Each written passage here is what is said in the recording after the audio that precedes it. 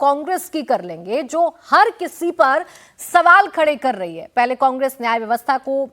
कटघरे में खड़ी कर चुकी है, तमाम एजेंसियों पर कांग्रेस सवाल खड़े कर चुकी है, संसद में उनके साथ पक्षपात होता है ये कांग्रेस जरूर बता चुकी है, चुनाव जो है वो क्लियर तरीके से नहीं होते हैं ये कांग्रेस पूरे देश के सामने रख चुकी है। अब एनएचआरसी के चेयरमैन को चुनने की जो प्रक्रिया है वो भी त्रुटिपूर्ण है। वो कांग्रेस के जो नेता हैं बता रहे हैं फंडामेंटली फ्लॉड बताया गया है इस पूरी की पूरी प्रक्रिया को, कि सब में फ्लॉ है, कमी है। और इसकी वजह यह है क्योंकि राष्ट्रपति द्रौपदी मुर्मू ने वी रामा सुब्रमण्यम का जो नाम है चेयरमैन के तौर पर उसका ऐलान कर दिया। बाकायदा एक कमेटी होती है जिसमें विपक्ष के नेता भी होते हैं, विपक्ष के नेता भी अपना नाम सजेस्ट करते हैं, लेकिन सरकार जिसकी होती है अमूमन आप ये कह सकते हैं कि चेयरमैन उन्हीं की तरफ से बनता है या उन्हीं नामों का बनता है। और इसी पर आपत्ति जता रहे हैं मल्लिकार्जुन खड़गे और पूरी की पूरी कांग्रेस, और ये कह रहे हैं कि पूरी की पूरी प्रक्रिया गलत है, ये पारदर्शी प्रक्रिया है नहीं, ये जो चुना जा रहा है एनएचआरसी के चेयरमैन को ये गलत तरीके से चुना जा रहा है, ये प्रोसेस ठीक नहीं है। समीर जी, एक चीज बची थी, अपने मन मुताबिक नाम सेलेक्ट नहीं हुआ तो अब ये भी गलत है, ये भी सब कुछ खराब है, इसे भी चेंज कर दीजिए। देखिए, जिसके पास सत्ता होगी, जिसके पास बहुमत होगा वही तो तय करेगा ना।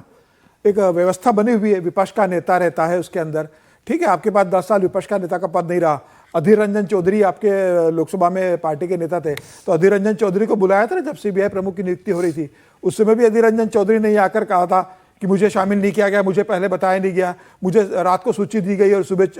नियुक्ति होने वाली थी। तो भाई लोकतंत्र के अंदर जिसके पास बहुमत होगा सरकार नियुक्त करेगी, सरकार का विपक्ष के हिसाब से नियुक्त करेगी कि किसे नियुक्त करना चाहते हो।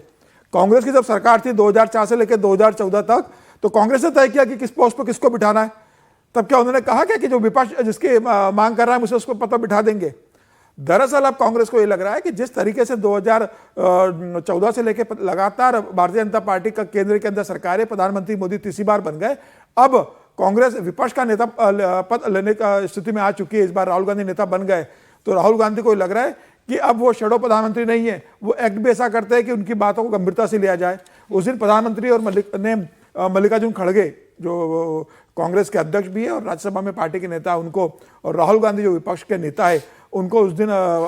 पार्लियामेंट में अपने कैबिनेट बुलाया था चर्चा करने के लिए, उनसे बातचीत हुई, उसके बाद प्रधानमंत्री ने नाम तय किया है। तो उसके जिसके पास बहुमत होगा वो होगा, आप अपनी राय दे सकते हो कि आपको किसको नियुक्त करना है, बाकी सदस्य किसके फेवर में उसके हिसाब से तय होगा। तो मुझे लग रहा है कि कांग्रेस ने जिस तरीके से एक स्टैंड ले लिया है कि चुनाव होंगे तो चुनाव आयोग पे आरोप लगा दो,